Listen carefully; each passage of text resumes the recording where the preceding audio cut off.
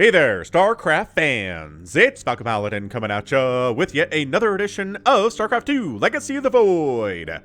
Today, it's going to be a match between Maru and Reynor from DreamHack. Very excited to see these two players play against each other, because I kind of feel like Reynor is an up-and-coming young player and Maru is an established player that is kind of inconsistent. Whoa, hold on a second. There we go. I think I hit the plus on my numpad. Anyway, bottom left-hand corner here is Reynor. Is sound on? Oh, it wasn't. Now we can kind of hear it. And in the top right, it is the Red Terran player, Maru. So Korea versus Italy here, which honestly, 2, 3, 4, 5 years ago, this would have just been a raffle stomp for Maru solely because he's Korean. Right? There really weren't any foreigners that could significantly take games off a player like Maru.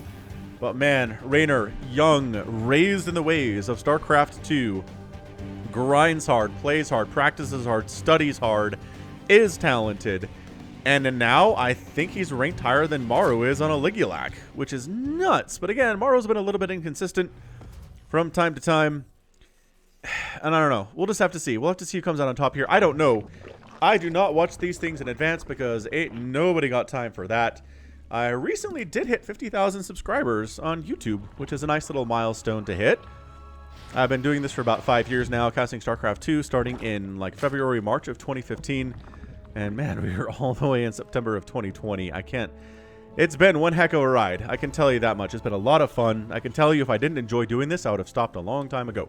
Because it's a lot of work, but again, tons of fun too. So got a Reaper on the way for Maru. Reaper's name is Squidward. You either die a SpongeBob or live long enough to become a Squidward. It's truth, man. It is true. The older you get in life, the more you feel like Squidward and side with Squidward when he's mad at SpongeBob for doing loud, crazy things in his house, right? And when you're a kid, you're like, man, that's Squidward. He sucks. He's an old stick in the mud. But when you're an adult, you're like, man, Squidward had a lot of good points. He really did. Anyway, Lings are going to pop in here just in time to deal with said Reaper. There are a couple queens on the way. They won't be here right away. Speed on the way from Reynor 2. Third base is a little interesting. Let's see what Reynor does with it. So I'm a little curious to see what he's going to do with it here. Kitty 8 charge goes down. Lings are nom, nom, chop, chop, chop, chop. And then back on the creep, and the wounded Ling goes that way, etc., etc. It's the dance we've seen a few 100 million times. And the Reaper's out. So I don't know that Reynor's trying to get a third base at 230 here. I'm looking at it. I don't really see it. So maybe he's going for some kind of a 2-base attack here. That would be interesting. Wouldn't say no to that at all. But meanwhile, normal stuff. Starport on the way. Reactor factory here for that Hellion pressure. It could be a Banshee. Could be Cloak Banshee. Could be a Viking. Could be a Liberator. Could be Medivacs. There are so many different things that this build could be. That's why it's so popular among Terran players, is because it could be so many things. You're not locked into any one particular strategy when you do this. It's good for defense against early Ling pressure from Zerg. It allows you to get your expansion out early and saturate that, and then whatever you feel like doing, you can do from here. Yeah, third base just coming at 330. He wasn't even worried about it. He's like, you know what? I'm not going to try to get it down until speed is done. And by that, there you go. I was like, a little bit late. That's okay. We got there in the end. Second gas here. Getting a little bit interesting. We're going to get a Roach Warren. Roach Warren could indicate one of those 2.5 base timing attacks that I think are really good, because I don't know that I've seen or casted any where the Terran just holds it. With the exception of maybe one time when I saw the Terran open up 2 Banshees, and suddenly the Roaches and Ravagers didn't seem all that great anymore, but there's your Baneling Nest. Okay. So pretty standard here. There's a lair on the way. Obviously, we saw that. Baneling Nest coming in. Third base popping up. And is there a third Oh, Maru getting Fusion Core. Oh, it's a battle cruiser opening. See, that's another thing it can be. I listed like 4 things it could be, and I didn't list the thing it was. That's how many options there are for Terran on this build. It's so good. So, Spire coming in. I don't know what Reynor is reading to make him feel like it's a battlecruiser play. I wish I did. I mean, unless he's just going mutas anyway, which actually has been fairly popular these days. Okay, so he sees the starport. He sees the tech lab on it. Did he peel off before he saw the fusion core? He sure did.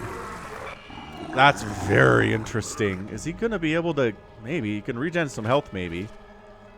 Head down this way, see the fusion core, but yeah, I don't know. Because again, Spire, you want to do that if you feel like it's going to be more than one battle cruiser. One BC can be handled with the 5, 6, 7 queens or so, which Reynor is rocking, by the way. He's got 5 with another one on the way. But 2, all of a sudden, 2 battle cruisers means you need corruptors. That's the answer. You can't not have corruptors in that situation, or you're just going to die. Third CC about halfway done here from Maru. Battle cruiser finally finishes 8 years later.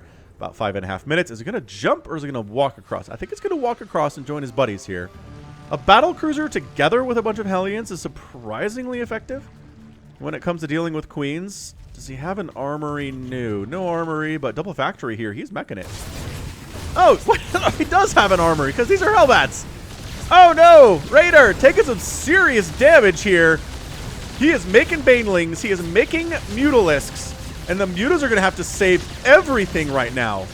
Where's the armory? I'm so blind, you guys. We're going to go back and find that armory. But 15 drones killed.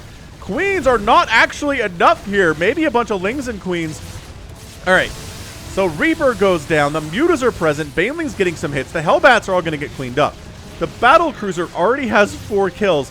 These Hellbats, though. Wait, you didn't actually kill them. Oh, no. They're still alive. Okay, he only had 1 kill, but 17 drones go down here. The battle cruiser doesn't even jump out. I feel like it could have. Where is the armory? Oh, he stuck it in the natural. God, it's so good. Turrets up to deal with the Mutalisks. Like I said, Mutas have been something of the meta these days for Zerg against Terran. And in the hands of a great Zerg player who has great Muta control, they can be amazing. I don't have Reynor on that list currently. With this game, he could put himself on the list. Because so far, he has not lost a single Mutalisk. And that's kind of how this works. If you can lose, you know, if you don't lose a large number of Mutas, and you make Mutas against a Terran player, an elite Terran player, like for example, Maru, I don't know. Is he going to get that? 7, 6, 5, 4, 3, 2, 1. Oh, almost got it. There's the supply block, though. That sucks. That really sucks. Lings are like, is there a third base? There sure is. It's not trying to land. Contaminate on that factory. And we got the race car mech here from Maru. Excelente. Muy, muy excelente. Also going for Yamato, which we saw earlier, but that indicates we're going to see some more battle cruisers. Like, you don't make one battle cruiser and get Yamato. So he's making another one. It's got one here popped out, and it's going to be a battle cruiser race car mech, which is an interesting composition that I kind of love. That said, the anti-air options here are not great. There's only 2 Cyclones. They don't do bonus damage versus Mutas, but they're pretty good anyway. The Mutas are... okay, the Lings are helping snipe those Cyclones. Are they actually attacking or... wow, I don't know if they're actually attacking or not. 8 SCVs go down. That Cyclone dies. This Muta...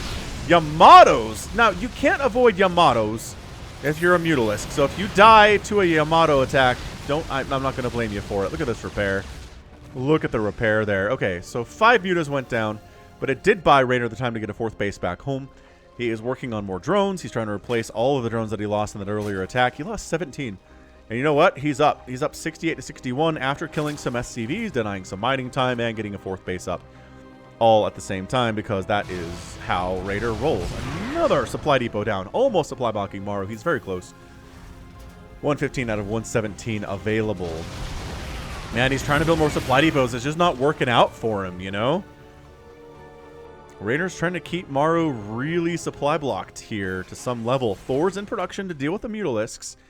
And in the hands of somebody like Rogue or Dongray Gu, suddenly the Thors that you think are a great idea are not that great of an idea when it comes right down to it. So, just because the magic boxing, like the extra magic boxing is magic.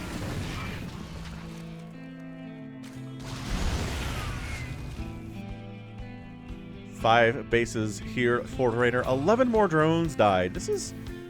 I don't know. Reynor has an advantage in economy, but Maru's done a great job just consistently bashing that worker count down. Mutas getting into the natural base. There's a Thor here and a couple of missile turrets, which is enough to make the Mutas back on out. More Thors in production. Widowmine's coming in here too. And this is where it gets scary for the Mutalisk player, is you fly over 2 Widowmines that you didn't see, didn't carefully check for, and bam, half your Mutas are dead, or all of your Mutas are dead. Fly into a couple Thors absent-mindedly. All your mutas are dead. So let's see how Reynor has control here. I cast a game between him and Innovation a few months ago where Reynor lost, I want to say, all 62 of his mutas. It was a massive number of mutalisks.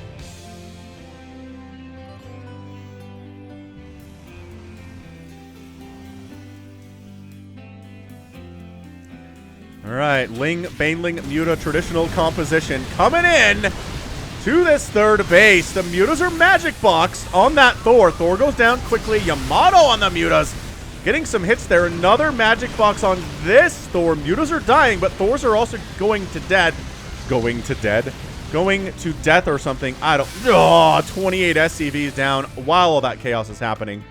And at the end of the day, 19 Mutalisks have died, but he's been killing Thors, which is kind of the big deal here. There are 2 Thors remaining after a total of 2 have been killed. So having the Thor count is really nice at this stage of the game. It's 173 to 107 total supply. Reynor is just way ahead economically.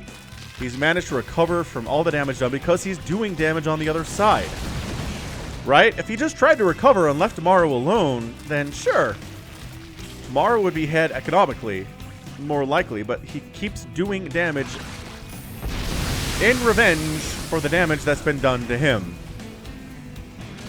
See, this is where normally, like, 2 Thors are out. The mutas just traditionally don't want... He's doing this on top of battle cruisers as well. This is insanity. Tanks getting sniped. The third base goes down. Yamato and missile turrets, and good game, Reynor. There's your winner there in 23 SCVs down, 11 minutes and 51 seconds. Oh, so not an incredibly long macro game here today, but we've got one of those coming up on Wednesday, so don't worry about it. But this was more just an incredibly action-packed.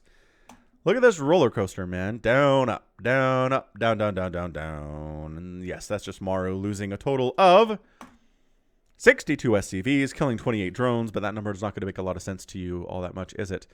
And yeah, it's just, Rainer's like, look, man, I can't straight up kill your battle cruisers with this many mutas, but by golly, I am going to make sure your third base dies. I'm going to kill all your SCVs. I'm going to snipe your command center, your orbital command, put you back onto 2 bases while I expand 100 times.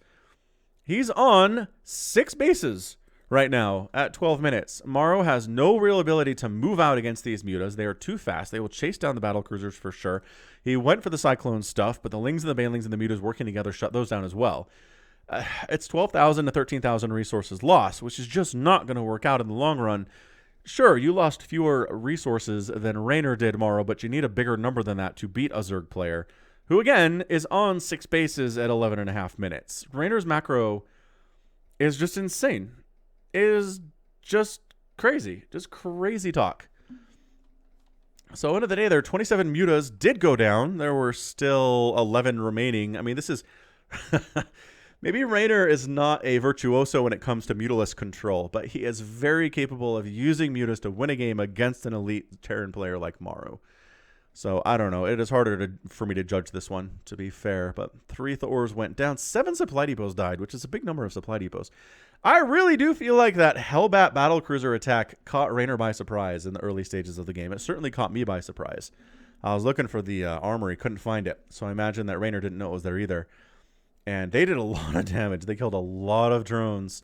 The mutas popped out and helped to clean that up, but so much damage was done. But then he was able to get so much damage on the other side with mutas, which is something Corruptors can't do as much, right? You throw up a couple of missile turrets and Corruptors can't do much to your production, right? They definitely can't kill SCVs. They can only just pee on buildings, which sure is nice, but again, with missile turrets, it's hard to do. I don't know. Maybe more Widow Mines would have been a good idea. It's just... it's rough. Usually, that's the thing. Traditionally, you make 2 Thors and the mutas are absolutely just shut down. If you try to go mutas in that situation back in the day as a Zerg player, you just die.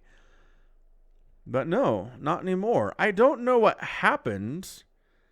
Like, I don't know what changed in the meta here where Zerg players feel like mutas are awesome. You can use mutas in every matchup and be great, you know? but especially against Terran, where they just weren't. You can go mutas until Thors are out, and then you better transition into something else. But something changed Zerg's minds, and they feel like with the magic boxing, which has always been a thing, magic boxing has been a thing since Wings of Liberty, man. That's how I learned how to handle Thors with mutas, but they just somehow are taking it to another level. It's mind-boggling is what it is. I enjoy it. It is definitely fun. But yeah, this is why Reynor is terrifying.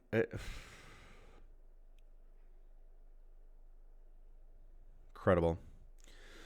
All right. Well, you know what? That's going to be it from me today. This has been Falcon Paladin coming at you with yet another edition of StarCraft 2 Legacy of the Void. Go ahead, hit that like button, hit that subscribe if you like what you saw and what you heard today. You can also catch me on Twitter, Facebook, Patreon, and Twitch, all at /Falcon Paladin.